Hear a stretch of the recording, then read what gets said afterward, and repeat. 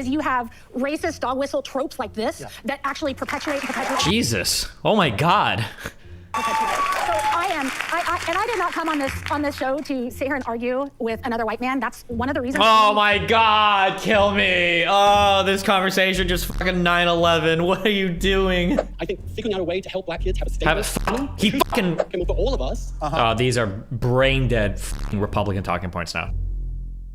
Usually in an episode about race, focusing on black issues, you'd want to connect with a Cornel West, a Ta-Nehisi Coates, a Dave Matthews, experts in the field.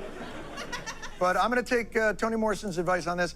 It's time for white people to talk and figure some things out. So tonight I'm speaking to, I mean, honestly, as white a panelist I think I could find. I have an Andrew, a Lisa, and a Chip. This panel is bone. It is. Keep hating your life then, working class Andy. To my left is Chip Gallagher. He's a professor of sociology at LaSalle University. He researches social inequality and race. Lisa Bond, the resident white woman for Race to Dinner, a group that is trying to have better conversations about race in America. And joining remotely, longtime author Thomas Andrew Sullivan, editor of The Weekly Dish. Welcome, everybody. Thanks so much for joining us. Here's what I think holds back our race conversation in America. I think at its core. Okay. Keep hating your life then, working class Andy. Holds back the race conversation? What? Can you, I don't remember who said this first, but I remember hearing it and it was so good and I steal it forever. So I don't take credit for this, okay? But like, the left needs to stop acting like they didn't win the culture war, okay? You've won the culture war. Stop acting like you haven't and now do work, okay? Stop acting like you're still in the trenches fighting for acceptance that systemic racism is a real thing, okay? Jesus Christ. I think white people put blame on black people for the position that they are in and then believe that white people will lose something in order for black people to gain it. And that's what creates that resentment and difficulty to overcome. And I'll start with Chip, because Chip. Charles. That doesn't help. No, it doesn't help. Yeah, okay. A significant amount of white people in the United States of America see race relations through a colorblind lens. And I don't mean that whites don't see race. They see someone that's black or Asian. But they don't in any way attach any meaning to the color in affecting white chances. And what that fundamentally means is that race doesn't matter in getting ahead. It doesn't matter. They believe that we are in a race-neutral environment. The playing field has been leveled, and if you make it or you don't, it's a meritocracy. It's a meritocracy, and it's a narrative also that does a lot of things. It makes white privilege invisible, and it also makes whites feel that whatever they did, whatever success that they had nothing to do with what happened 50, 100 Man, all these people suck at having these conversations too. All these terms are so toxic now. Like you have to understand, the main people that you would need to convince that white privilege is a real thing probably don't have as much white privilege as the people that already agree with you that white privilege is a thing, right? My guess is the more you go up on income and the more you go up on education, the more likely somebody's like to be, yeah, sure, white privilege is a thing. But the main people that you're probably trying to convince are going to be like working class, broke as fuck Americans that probably don't feel like they benefit from their privilege very much. It's not a good term to like hammer people over the head with, you know?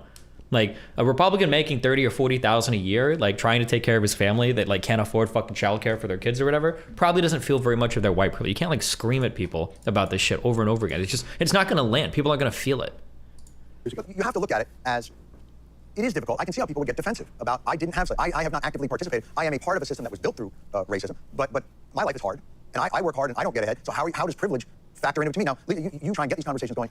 Where I come from is that this system of white supremacy has done such a good job of teaching us as white people that racism is bad. And when we talk about racism, we're talking about your character flaw. If we say you're racist, it's a character flaw. I'm bad. I know I'm not bad. I think I'm a good person. I think I'm a nice person. And I know that I am racist. And I know that I'm racist because I, every single day, uphold the systems and the structures of racism.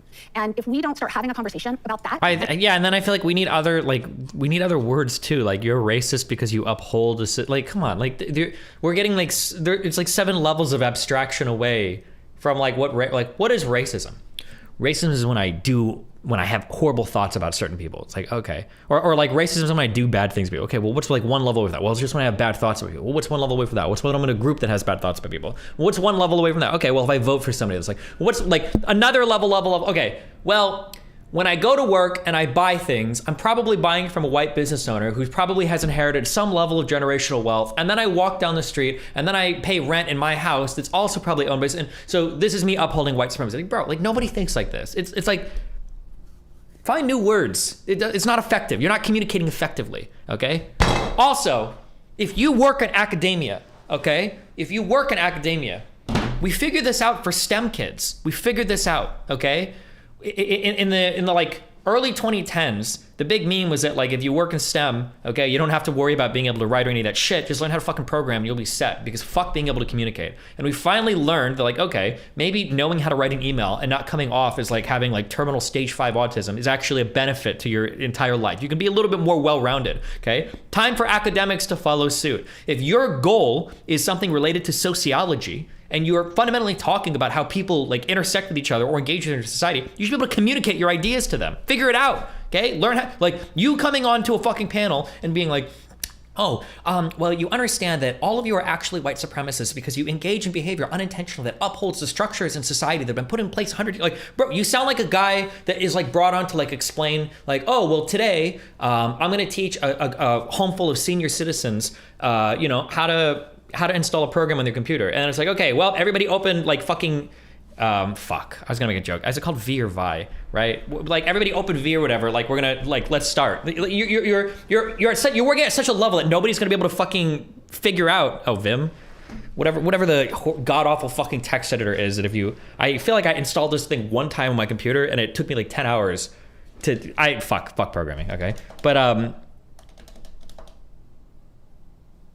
figure out how to communicate to people in ways that they can understand it. Otherwise, your ideas will only ever remain within the domain of academia, right? And nobody's going to care about what you have to say. And about the ways that we are complicit every day, daily. If we don't talk about it, then we are never going to see movement. Andrew, do you think because it... Destiny. Somebody get Destiny's attention. They're not talking to the people he's talking to. They're Northeast/West liberal whites making content for Northeast/West liberal whites. They will never connect. Yeah, sure. I don't disagree with you, but that shouldn't be the goal, right? I think the goal is they probably want to be able to talk to everybody, right? always gets framed on that moral level, right? Does the moral qualifying of it make resentment the natural outcome of that? I think one of the issues is that it's very hard to agree with some of the very premises that are being expressed tonight. As if everything is already settled. We know this country is, for example, a white supremacy. Well, I don't believe that. I think it's possibly the most absurd hyperbole I've ever heard. I'm an immigrant, so I have a slightly different view of this. I can tell you, America, in 2022, is the most multiracial, multicultural, tolerant, diverse melting pot that has ever existed on planet Earth, and there is no other place on Earth even like it. That's why 86% of our immigrants are non-white. Let me ask you a question, though, Andrew, because I think you bring up an interesting point, and we might be getting hung up on semantics. So the fact that you're an immigrant speaks volumes. It means you chose to come here. But America didn't start that way for black people. They didn't immigrate here. They were living somewhere else, and they were kidnapped and raped and murdered and taken here. And so for you to just say this is a magnificent place... Wait, okay, but this is another thing, too. Like, you can't... Slavery was bad, okay? I will say that. I'm going to come out and take a strong stance on this, and I'm going to say, I think slavery was bad, okay? But every single conversation that we have today can't be held hostage by things that happened hundreds of years ago. We can't do that. That's not a way to move forward in conversations. And you're not gonna be able to beat people over the head with that over and over and over again and expect that they're gonna, like, you know, see the same point of view as you. Obama that doesn't have racism is actually, I think, more of a foundational lie than anything else. Yeah. I think the bigger problem is that systemic racism is the worst lens to try to have these discussions. The entire lexicon is toxic as fuck. I think that systemic racism is fine. I think it's good to use that as a tool to understand how something's gonna work in society, but it can't be the only thing, right? Like, the understanding systemic racism is like 5 to 10% of you putting together some view of society, but these people act like it's 95%, right? Like, you'll find like a crackhead on the street or some shit, and people look and be like, systemic racism, that's why. Or some black dude will murder a black woman in like a toxic relationship. You're like, oh, systemic racism, that's why. Like, what the fuck? Like, it's just people, yeah, it's a good tool to view like parts of society or to view all of society. You can like you can use different tools to like look at different things in society, but you can't pretend that it explains everything.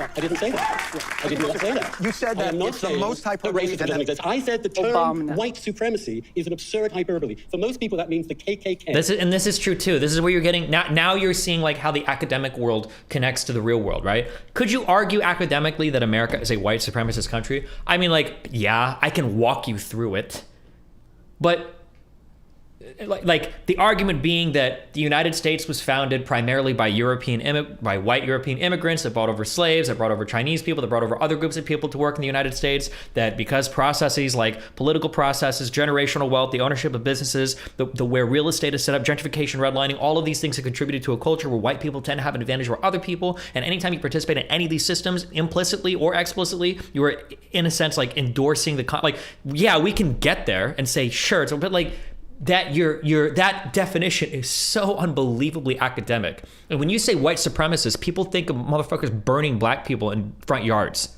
That's what white supremacist is to like a normal person. Oh, white supremacists? Where's the fucking hooded cloaks at? Like this is what people are thinking of.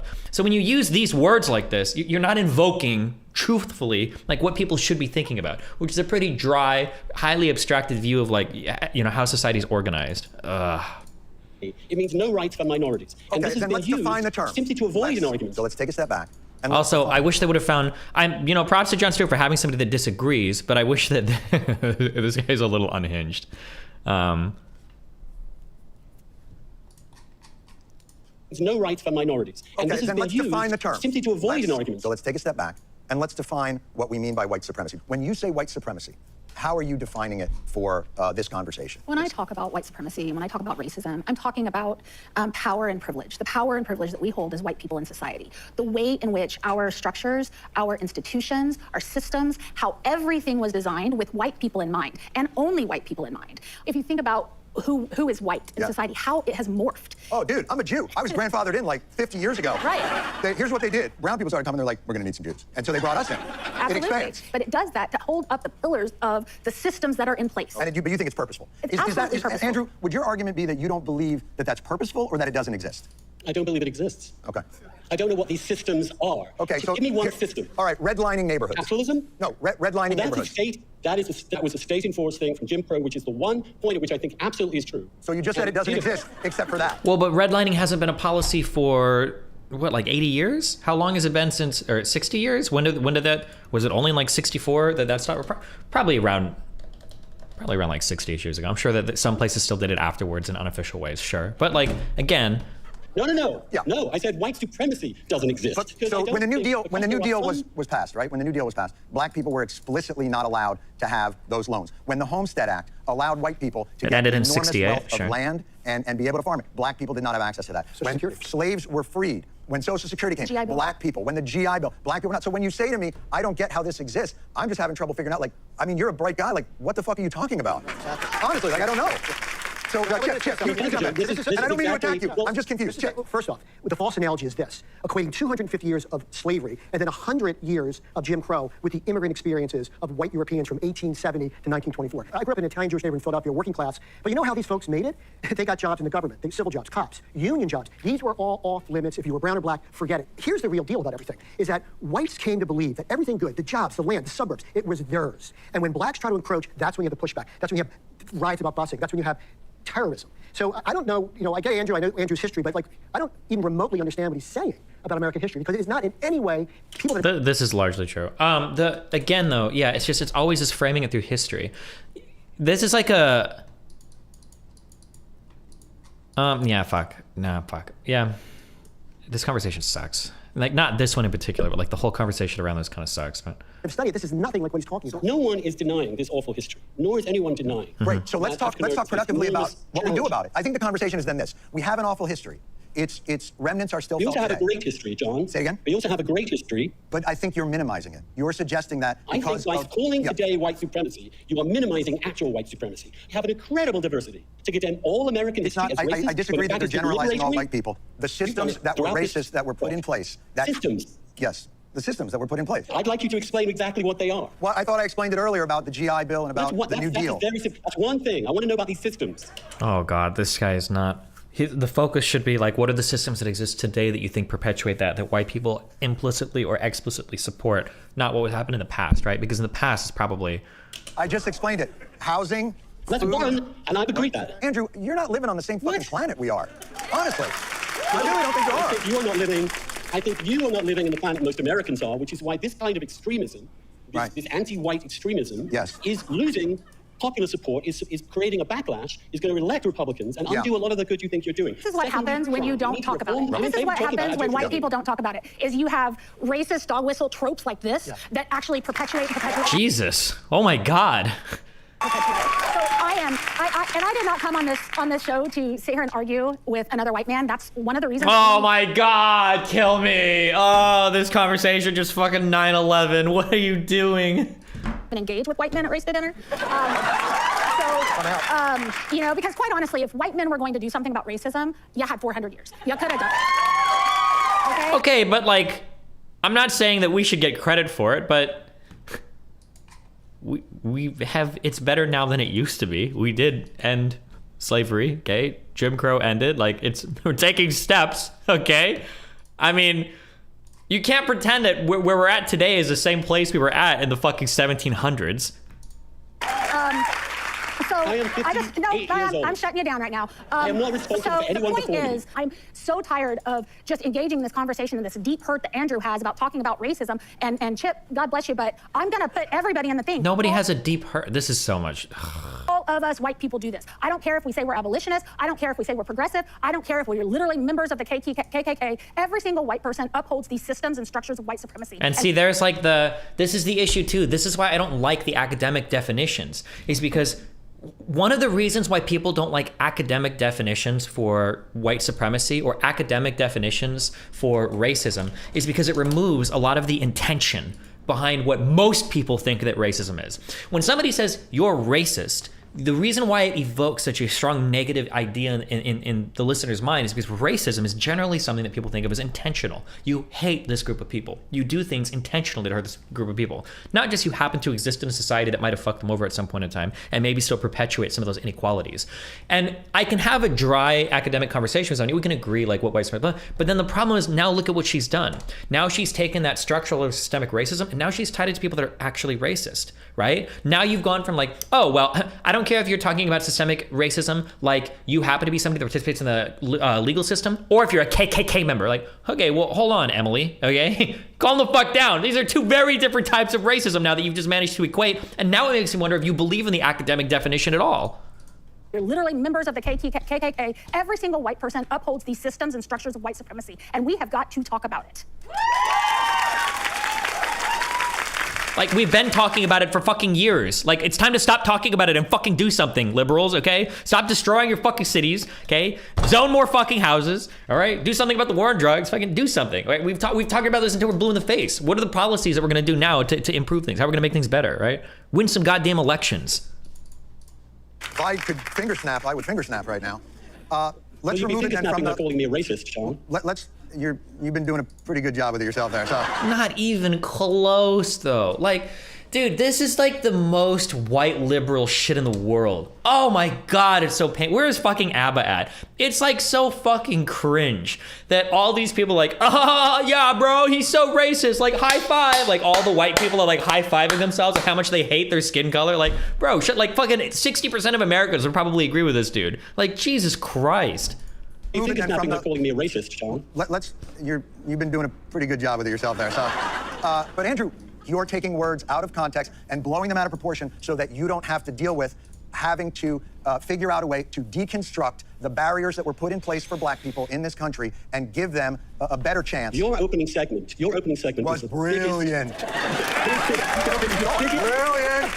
Yes. Biggest reductionist, one-sided, completely biased position. Yes, Andrew, you are correct. When I watched it, I wondered, have you lived in the same country as everybody else for the last 30 years? It was a straw man that you created. Andrew, total straw man. You can appreciate every white things. person was bad. Let me just every black person had the same position. You can appreciate where you live.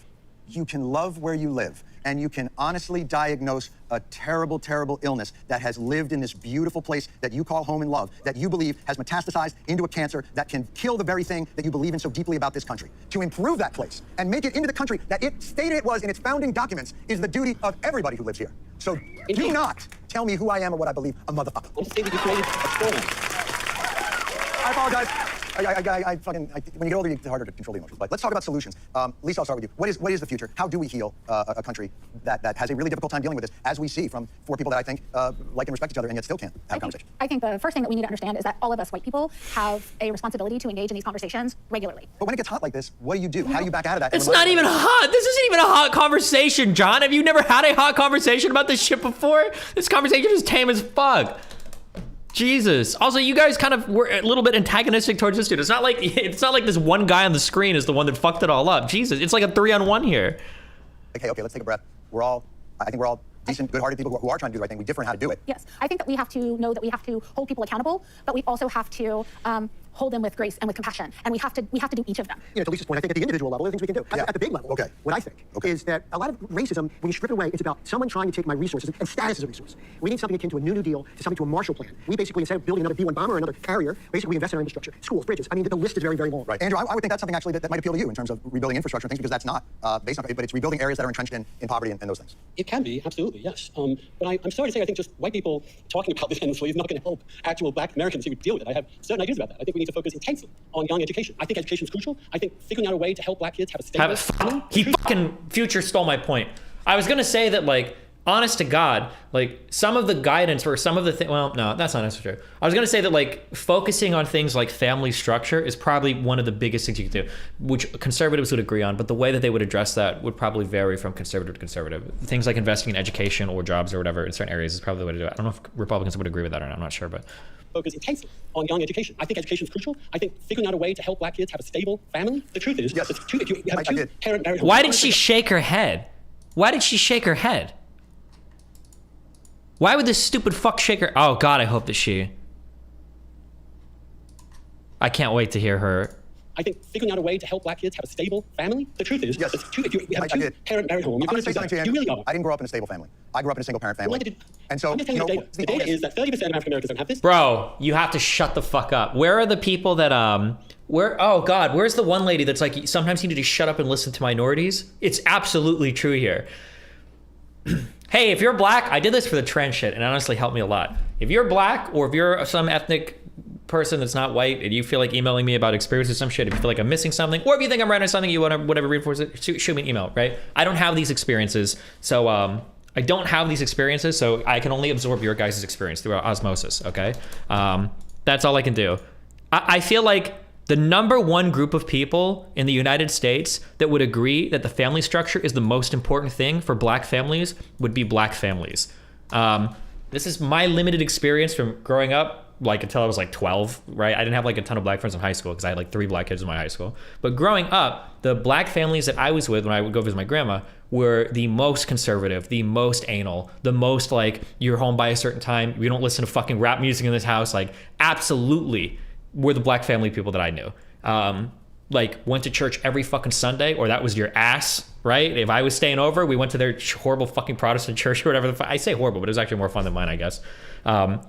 Like Protestant, Lutheran, I don't remember what they were, but yeah, I feel like the idea that black families need to be strong is something that would be pushed most by black families. This idea, this white person's like, oh well, I came from a single family home. Yeah, that's great, motherfucker. That you were in a. I don't want to make assumptions for John Stewart, but there are different types of single family homes. You have to understand that, right? Like technically, or single parent household. Like technically Nathan is in like a single parent household, but like he has a house, he goes to school, his mom and dad love him, they're both at least somewhat visible in his life. That's a lot different than like, I'm in a single parent household and you know, my dad is gone, I've never seen him in my life, my mom has a drug problem, and I have to like get my brother and sister ready for school or they're not gonna make it, right? They're totally different lived experiences. Totally different lived experiences. Not all single parent households are created the same. Not all single parent households have the same experiences. Just because you only had one parent around growing up doesn't mean that your experience is the same as somebody that like grew up in the fucking ghetto with one parent that's battling like fucking drug addiction and like never knowing who the fuck your dad was. It comes off as blindingly white to imply otherwise, but I could be wrong. Single parent family. And so, I'm just telling you, the data is that 30% of African Americans don't have this. It's the biggest factor in getting people into college and succeeding in life. And if you ignore it, we're going to let these black kids down. I think, Andrew, I mean, what I'm hearing is like the family, the pathology of the black family. That was the line. It wasn't the black family. It was the structures. You know, in the 80s, it was crack. It's disinvestment. It's white flight. Family stability. There's an element of economic stability and family stability. And like that's lost in your conversation. I feel like your defense. Black kids down. I think, Andrew, I mean, what I'm hearing is like the family, the pathology of the black family. That was the line.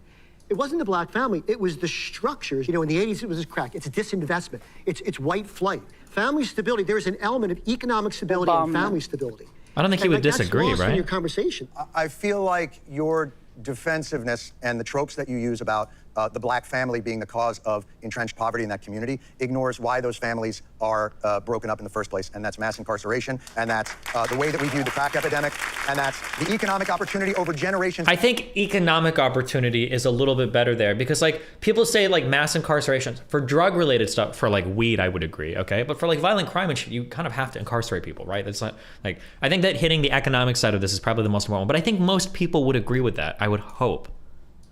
that was fine. So you keep trying to remove things from their historical bearings, and I just think that's No. If you can't diagnose the problem, you can't fix it. We So need to think about how we help the family restructure itself because it's key. let's boil it No, down. I mean, Then. Why do you think the family got that way? Because I do think it wasn't marriage became less important. Sex outside of marriage came more for all of us. These are brain dead f***ing Republican talking points now. Now he's veered into like stupid fuck random conservative talking points. Because I do think it wasn't marriage became less important. Sex outside of marriage came more for all of us. But And you're now not we're seeing talking about things all of happening us, with white Andrew. families. You're talking about. No, but we also. You're talking about What I'm saying is that when you look specifically at white the black families community. today, you see the same thing. Oh, so you're upset about that as well? Of course I am. Okay, I'm all not right. blaming them. I see. This is a family question. Why not black you going to do better if your parents stayed home and take care of you until you leave home? That's just a Let me. fact. How are you supposed to do that when you? Okay, work he alone? saved it a little bit. I thought he was making it unique to black families. He saved it a little bit. Income job and you don't have childcare. Well, it's really tough, which is why we need to address that. Absolutely. But that's what we just talked Of about. course we do, and Go yeah, ahead. that's important. I agree. I would spend more on that. I'd spend more on schooling. I would spend more on childcare. But I do not think you can dismiss culture. There are So very important that's the point that I'm getting to, American Andrew. Which winning I the think you've top been dodging scholarships. around. What do you mean by culture? I mean, a culture in which the family unit Mm-hmm. is not as strong as it might be, and in which the sense of making And it in why America is it not as regarded strong as something it might that be? You're not talking and about that's the source everybody. of a lot of our problems. Oh, this talking is like a Destiny conversation from 4 years ago, 5 years ago. Do you remember the debate I had with a guy on this? He had one viral video on Facebook and he came to argue with me. And his main thing was that like, it's because black culture is bad. And I had to spend like 5 minutes of like, well, what do you mean by black culture? How did it get that way, right? Yeah. About black am, people. but- Why do you think you seem to feel like somehow black culture is uniquely destructive to family? Why? I don't, to be honest This is verbatim a Destiny debate. John Stewart 100% ripped me off here, okay? with you, I'm just telling you that's what is the truth. The 30% is still born out of wedlock. It's only born out of wedlock.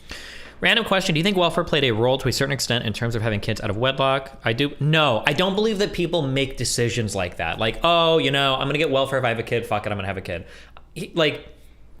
I think that in general, across all races or whatever, I think in general, people want to be able to go to work, earn enough money to take care of themselves, come home and raise their kids and have a family. I think that in general, most people want that.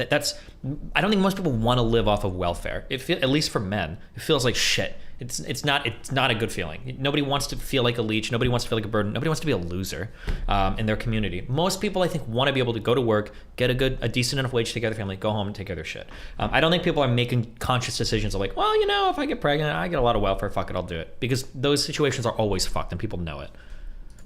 I mean, it's a complicated question. Well, that's why I'm asking you to explain it. Tell me. It's also a function of, well, I think it's a function of social conservatism losing its grip in African American communities. In the 1930s, the family retention rate, the marriage rate, was, I think, in the 80s, 80%. It was 80% in Harlem in 1928, and it's only 30% now. We need to get it back to where it was, to have a better chance for black kids to succeed. That's what I'm talking about. Because you care about black kids. So we'll look into that. And we'll What get did she there. say? That's so. To have a better chance for black kids to succeed. That's what I'm talking about. Because you care about black kids. That's so. Because you care about black kids. This is the type of person that shouldn't be having these conversations. She is not a good advocate for these issues. She needs to shut the fuck up and go back to like being a school cafeteria lunch lady is honestly what she looks like to me. That's really mean. I shouldn't say that. But like seriously, fuck this fat bitch. No, Cho, we don't call people fat here. Fuck, I need to stop. Fuck, I need to find more insults. I don't have any insults. I can't call people anything. I can't call people retarded. I can't call people subhuman. What the fuck am I supposed to call people? I need more insults. Fuck. Don't use fat as an insult. Stop. Fuck. So we'll look into that. And we'll get there. But people in those communities want a better quality of life. Whatever we have to do to get there for them to attain quality of life. It's not about broken marriage, please. It's about how do we get people to have the quality of life that we all as Americans deserve. I think that we can all agree on. And what a wonderful moment of kumbaya at the end. I've appreciated everyone taking the time to do this. Boy, has it pointed out some fault lines. We've got to recalibrate and find a way to be open to all different stripes of white people in the conversation, whether they be people who study it, people who spend their lives trying to change it, or people who are very upset about having to do that. Good one. Thank you very much, Andrew Sullivan, Lisa and Chip. All right, we'll be right back. How does she get on here? Why did she get invited to this? She has 3,000 Instagram followers. That's bullshit.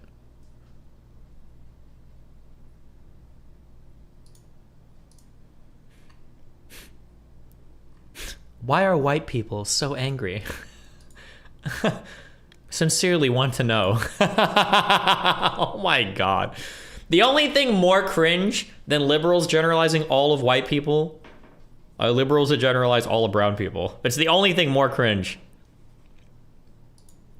White women are paying thousands of dollars to confront their racist beliefs over dinner. Simon Says.